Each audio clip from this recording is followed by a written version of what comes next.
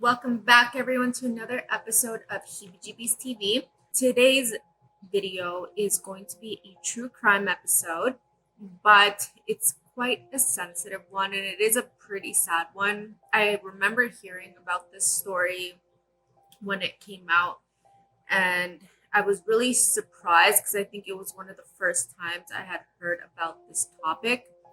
And we're actually going to talk about honor killings today. So, if that's something that is sensitive to you or you just don't like hearing about, then I would suggest skipping this video and joining us in our next one. Now, before we get into today's video, I just want to send a quick reminder to please consider subscribing if you guys enjoy that type of content. We post 2 to 3 times a week and we like to talk about stuff like true crime, the unsolved mysteries, and the paranormal. All right, so let's get into the story. So, to give you a brief summary, today's story is going to be about two sisters called Amina and Sarah Said.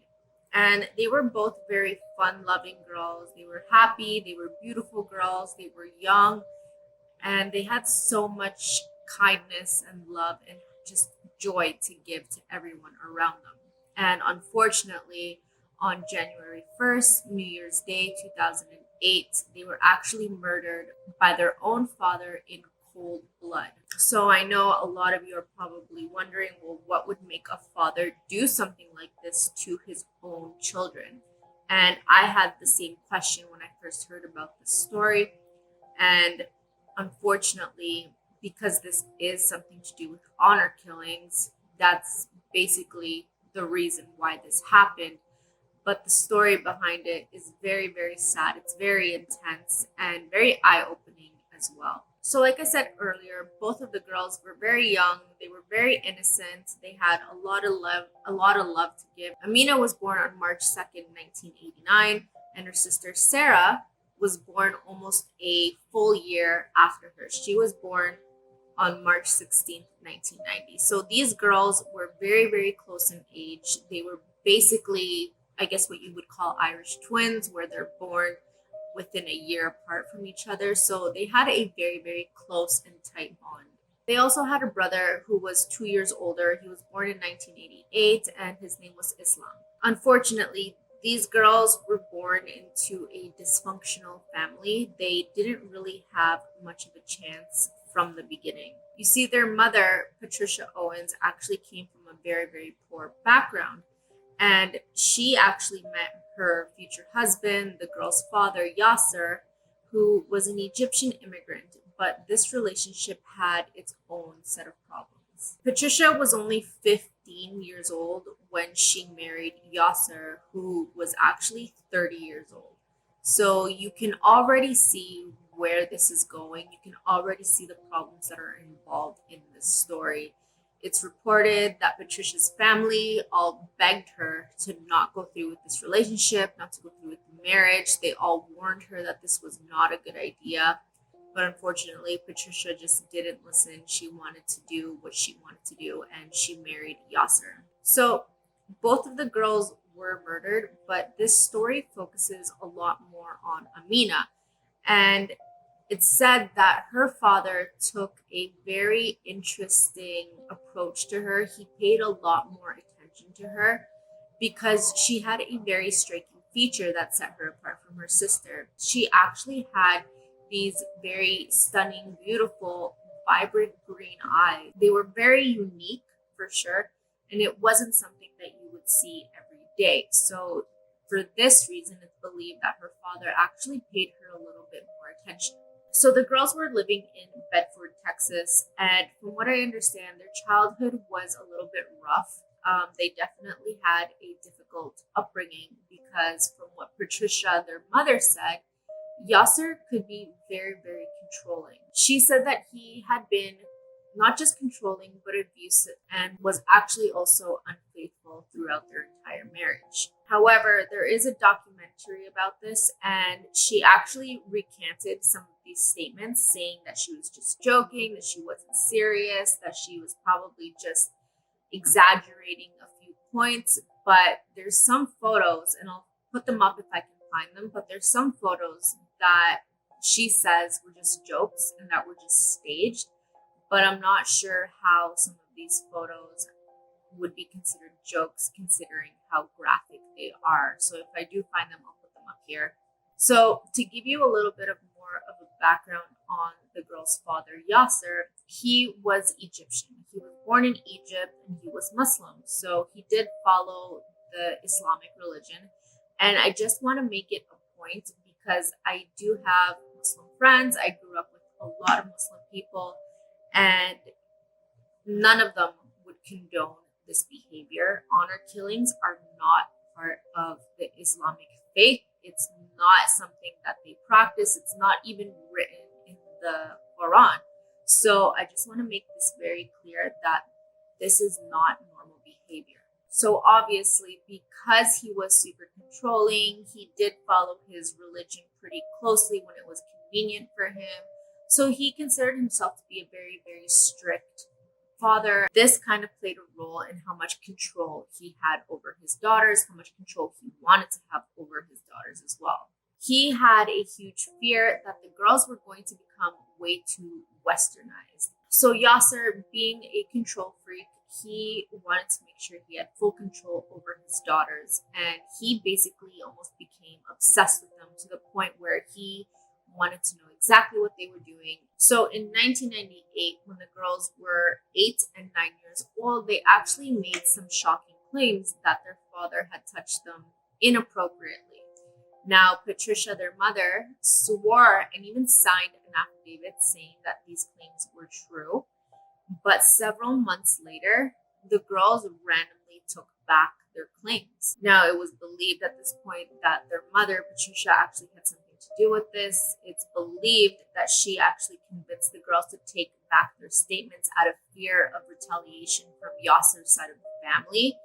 And there's also speculation that she actually cared more about her husband going to jail than the safety of her own daughters. And this is just all speculative. It's what I've been able to see on different forums and interviews that people have given. So take that as you will. So like I said earlier, Yasser was obsessed with his daughters, especially Amina, to the point where he would follow her. He would basically stalk her everywhere she went. He would video record her when she wasn't looking or when she wasn't aware. So like all teenagers, Amina started developing interest in boys. And at this point, she was 15 and she was taking a karate class nearby with her sister and her brother. Eventually, her sister Sarah and her brother, they lost interest in the class, and only Amina was left going to this class. And part of the reason why she wanted to keep going was because she actually developed a little crush on a boy that was going to the same class, and his name was Joseph Moreno, and they were both 15 at the time. I'm sure, as you've guessed by now, boys were just completely prohibited from being a part of both of the girls' lives, especially Amina's. There was no way her father was going to allow any sort of relationship in their life.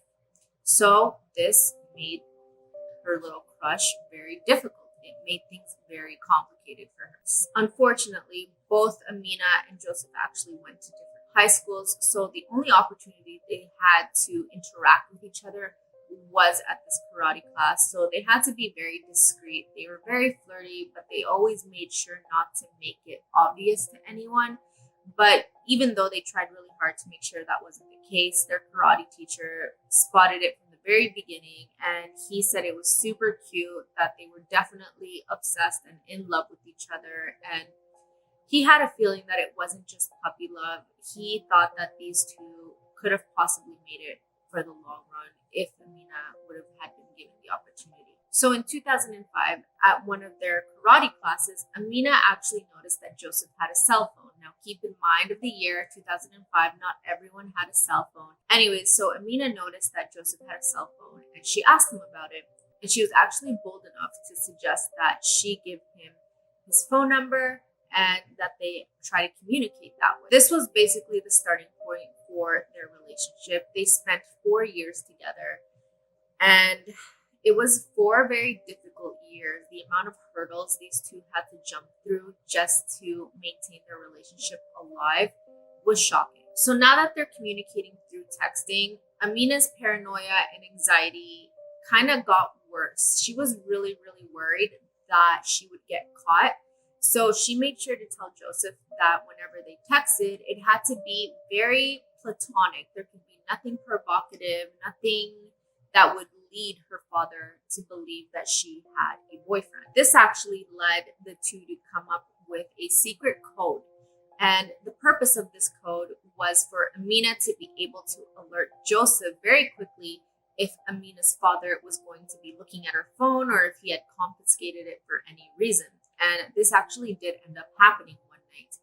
Amina's father took her phone after he suspected that she was texting someone too much. So he takes her phone, and Amina had the opportunity to actually text the number 7 to Joseph. So right away, Joseph knew that he wasn't supposed to contact her or communicate with her until he would see her again, probably at karate class for the next time. And Amina's father did end up trying to contact him that night. He actually received 2 text messages from Amina's cell phone saying to call him or to contact him. But Joseph was smart enough, didn't fall for it. He didn't message the phone. He didn't call the phone. And it wasn't until the next time they saw each other that Amina told him that her father had taken the phone and that he had spent the evening texting and calling different numbers on her contact list to find out who Amina was communicating with. So seeing how difficult it was to communicate by cell phone, the two actually decided to stop texting and to basically resort to notebooks. They agreed to, it was kind of cute, they actually decided to write love letters to one another. Sadly, though, Yasser actually came across one of these little love notes and demanded to know who Amina was writing to, who she was writing about. He was furious. He had basically lost his mind at the fact that Amina could have had a potential boyfriend. And Amina was quick on her feet, and she actually told him that she was just writing out poetry. It was just almost like a journal, therapeutic for her to let out her feelings since she wasn't able to have somewhat of a normal life.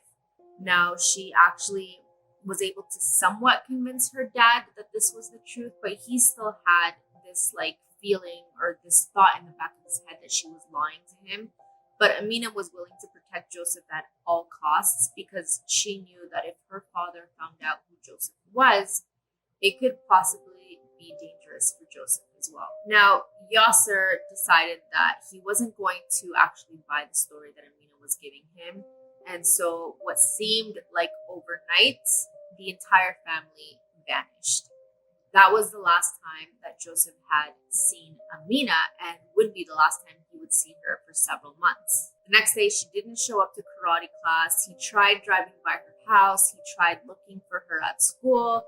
He tried finding out where she was, and no one was able to communicate with Amina. So eventually, Amina was able to make contact with her karate teacher and actually trusted him with a message for Joseph, letting him know what had happened. So after Yasser had found the note from Amina to Joseph, he actually decided to buy a house in Louisville, Texas, and quite literally move the family overnight to a completely different city. So while Amina's in this new city, she's in a new school, she actually made some friends, and one of her friends was able to help her get a burner phone. Now, using this phone, she decided to start communicating with Joseph again. But this time they decided that they weren't going to let this opportunity pass them by. They were actually determined and had decided to run away together and get married in Vegas. They were actually so committed to this plan that Joseph actually ended up dropping out of high school. He ended up getting his GED fairly quickly, just so he could get a full-time job and start saving money. But as soon as they put this plan into action, that's when things changed for the worse. The girls found out that their father was actually planning on taking them to Egypt in order for them to have arranged marriages. Now, keep in mind, the girls are still teenagers. They are closer to 16, 17 at this point, and their father basically told them that they had no choice. They had to go through with it, and they were going to get married. Obviously, neither of the girls wanted to go through with this, especially Amina. Amina was the one that put up more of a fight. She was the one that stood up to her father a little bit more, and he took it out on her even more. The physical abuse got even worse during this time. She was terrified that her father was going to make her go to Egypt, take away her passport, and basically force her to live a life there with a man that would be much, much older than she was. And it's said that the abuse was so bad at this point that one time Yasser decided to beat Amina's face in so bad, and she had braces at this point, and her lips had basically mushed into her braces. So Christmas 2007 comes around, and Yasser finds out that not just Amina had a relationship, but Sarah as well. So he completely lost his mind over this. He was furious. There was no way his daughters were going to have boyfriends. This obviously terrified both of the girls, and it even terrified their mother, Patricia, so much so that all three girls decided to get in their car and literally drive for their lives. And they actually ended up driving to Tulsa, where they rented an apartment under a fake name, and they were planning on rebuilding their lives there together. At this point, Amina was so terrified and paranoid about telling Joseph where they had gone that she didn't want to tell him anything until she was 100% sure that their father was not going to be able to find them. So in the days after Christmas, up until December 31st, Patricia was being harassed by Yasser's side of the family. They were constantly calling her, messaging her, emailing her, telling her that she needed to bring the girls back to Texas. Sadly, Patricia caved and actually tricked the girls into going back to Texas. She actually ended up telling them that it was the anniversary of her mother's death, so the girls' grandmother, and said that she wanted to drive to the cemetery to place some flowers on the grave. And unfortunately, about halfway there, she told the girls that they weren't actually going to go to the cemetery, that they were going to go back to their home. Amina absolutely refused, so much so that when they got back to Texas, she actually refused to go back inside the house and actually went to stay at a friend's house. Patricia kept telling her that she didn't have a choice, that she had to go back home. She kept calling her, basically harassing her at her friend's house, telling her that she couldn't stay there, that she had to go home, that she didn't have a choice.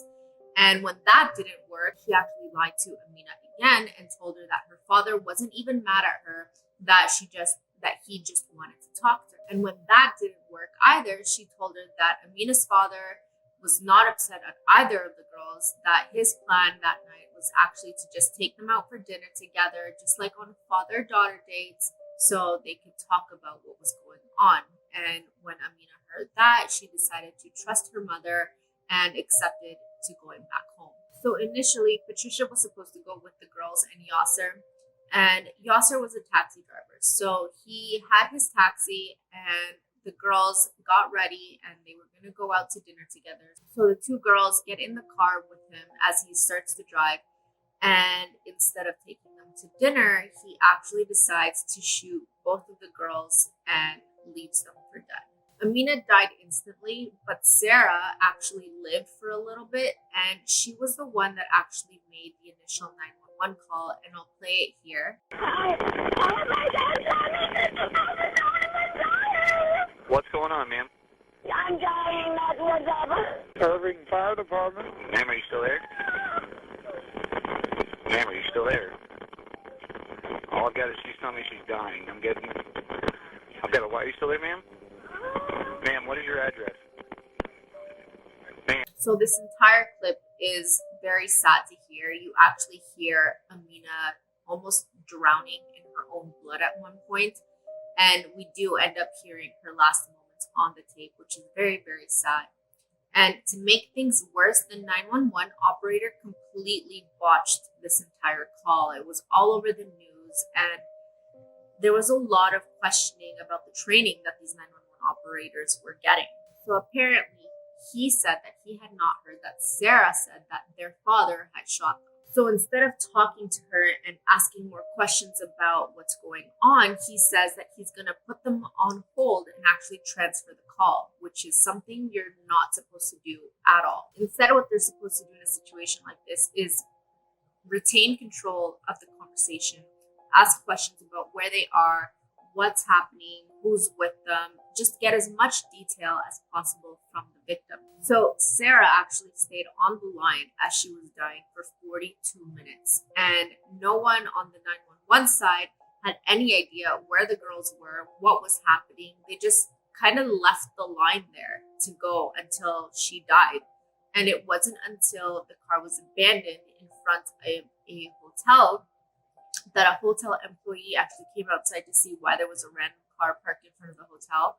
And that's when he saw both of the girls dead and decided to call 911 himself. The cab in our cab stand, it doesn't appear that there's a driver, but there are two people inside the cab, one in the passenger seat and one in the rear of the vehicle. One of the people in the passenger seat looks like she's hunched over, and she has blood coming from her ear. It doesn't look like they're alive to me. I understand that. We've got our officers en route. So obviously Yasser runs away from the crime scene, and initially it was believed that he had fled back to Egypt. He remained at large for several years and was even added to the top 10 most wanted list and even appeared on America's Most Wanted. And it wasn't until 2017, almost 10 years later, that there was a sighting. He was spotted in Bedford, Texas at an apartment complex by a maintenance worker, and it was said that this apartment complex is where his son Islam was living. So when police went to investigate this tip, they went to go knock on Islam's door, and he was said to have not been cooperative at all. He kept saying that they couldn't come in and just basically coming up with any excuse to get the police to leave. It wasn't until 1 a.m. when police were at the house that they heard Islam say, "We have a problem," and that's when they heard some noise in the background. Police received the search warrant shortly after 1 a.m., so that's when they were finally allowed to enter the apartment. But by that point, it was way too late. What they had heard when Islam had said that there was a problem was basically Yasser escaping. They had found eyeglasses in the bushes and several cigarette butts as well. They took all of this evidence in, including the cigarette butts, which they actually tested for DNA, and they were able to confirm that this was from Yasser, but unfortunately, he had managed to escape. So a few more years go by, and in 2020, there were actually a few more reports of sightings regarding Yasser, and this time he was said to have been living in a home in Justin, Texas. So following up on these tips, the police decided to go surveillance the house, where they actually did spot him. They saw him, and it wasn't long before they got a search warrant. They were able to access the home and finally arrest him. Not only was Yasser arrested, but so was his son Islam for concealing him, and Yasser's brother Yasin for doing the same thing. They were basically helping him hide out since the day he murdered both of his daughters. So his son Islam, actually just this past June 2021, he was sentenced to 10 years in jail. Yasser's brother Yasin was sentenced to 12 years, and from what I understand, Yasser is still waiting for his trial. So that's where the story ends.